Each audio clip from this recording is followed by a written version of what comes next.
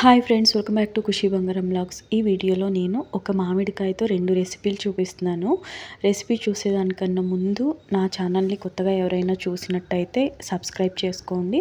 చివరిగా వీడియో నచ్చితే లైక్ చేయడం మాత్రం మర్చిపోకండి. ఇప్పుడు మామిడికాయల సీజన్ కాబట్టి అందరి ఇళ్లల్లో ఆవకాయ వేసుకుంటూ ఉంటారు. దాంతోపాటు మామిడికాయ పచ్చడని, మామిడికాయ పప్పు అనేసి ఇలా చాలా రకాల రెసిపీస్ చేసుకుంటూ ఉంటాము. కానీ మనకు హెల్త్ బాగాలేనప్పుడు, జ్వరం వచ్చినప్పుడు ఇలాంటి టైంలో అయితే ఈ రెసిపీ చాలా నచ్చుతుంది. మా చిన్నప్పటి నుంచి ఈ రెసిపీ మా ఇంట్లో మామిడి పళ్ళ సీజన్ వస్తే ఖచ్చితంగా చేసుకుంటాము. ఈ మామిడికాయని నేను ఒక పెద్ద మామిడికాయ తీసుకున్నాను. దీన్ని కొంచెం తురుముకుని వేరే రెసిపీ చూపిస్తాను. అలాగే ఇంకొక రెసిపీ కూడా చూపిస్తాను. ఇప్పుడు చూడండి, నేను ఒక వైపు అంతా తురుముకున్నాను. కొంచెం మామిడికాయని తురుముకున్నాను. ఈ రెసిపీ చేయడానికి మనకు పచ్చి మామిడికాయ కావాలి. ఇప్పుడు మనం మామూలుగా పప్పుకి ఇలా వాడుతూ ఉంటాం కదా, అలాంటి మామిడికాయ అయితే చాలా బాగుంటుంది. పులుపు వచ్చేసి ఎంత పులుపు ఉన్నా పర్వాలేదు, నార్మల్గా ఉన్నా పర్వాలేదు. ఇప్పుడు చూడండి, హాఫ్ అయితే నేను తురుముకుని పక్కన పెట్టేసుకున్నాను. తర్వాత ఇంకొక సగం ఉన్న మామిడికాయని ఇలా కట్ చేసుకుంటూ ఉన్నాను. ముక్కలు ముక్కలుగా కట్ చేసుకుంటూ ఉన్నాను.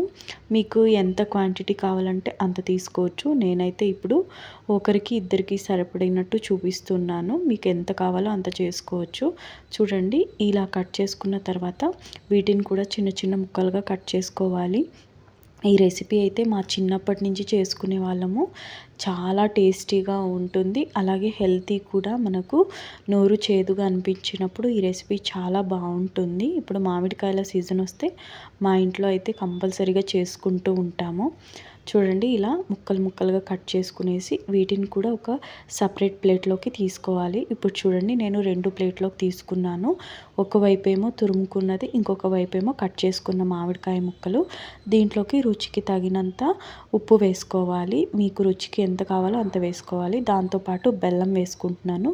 బెల్లం అయితే హెల్త్కి చాలా మంచిది, అందుకనేసి బెల్లం వేసుకుంటున్నాను. మీ దగ్గర లేదు బెల్లము అంటే మీరు చక్కెర కూడా వేసుకోవచ్చు. అలాగే దీంట్లోకి రుచికి తగినంత అంటే పావు టేబుల్ స్పూన్ అంతా నేను కారం పొడి కూడా వేసుకుంటున్నాను. రెండిట్లోకి కూడా సేమ్ క్వాంటిటీనే వేసుకుంటున్నాను. అలాగే ఒకవైపు ఏమో నేను చాట్ మసాలా వేసుకుంటున్నాను తురుముకున్న దాంట్లో. ఇంకొక మామిడికాయ ముక్కల్లోకి ఏమో నేను జీరా పొడి వేసుకున్నాను. ఇప్పుడు చూడండి, ఆ బెల్లం అంతా కరిగేదాకా మనము ఇలా కలుపుకోవాలి. వాటరు మామిడికాయలో ఉన్న వాటర్ అంతా బయటికి వచ్చేస్తుంది ఆ బెల్లం మళ్ళీ సాల్ట్ వేయడం వల్ల. ఇప్పుడు చూడండి, అది ఎంత లైట్గా గ్రేవీ లాగా అయిపోయింది. తినడానికైతే చాలా బాగుంటుంది. ఈ రెసిపీని తమిళనాడు సైడ్ వాళ్ళు సైడ్ డిష్ లాగా తింటారు. చాలా బాగుంటుంది ఈ జీరా రైస్కి, ఇలాంటి వాటికి. ఇప్పుడు చూడండి, ఈ మామిడికాయ ముక్కల్ని కూడా ఇలా బాగా కలుపుకోవాలి. ఎంత గ్రేవీగా అనిపిస్తుందో చూడండి. జ్యూసీగా కూడా ఉంటుంది తురుముకున్నదైతే. ఈ మామిడికాయ ముక్కలది అయితే చాలా బాగుంటుంది బెల్లం వేయడం వల్ల. పచ్చిగా మనకి ఏదైనా ఇన్స్టాంట్గా చేసుకుని తినాలి అనిపించినప్పుడు ఇలా చేసుకుంటే చాలా బాగుంటుంది. ఇప్పుడు చూడండి, ఫైనల్గా అయితే ఇలా రెడీ అయిపోయింది రెసిపీ.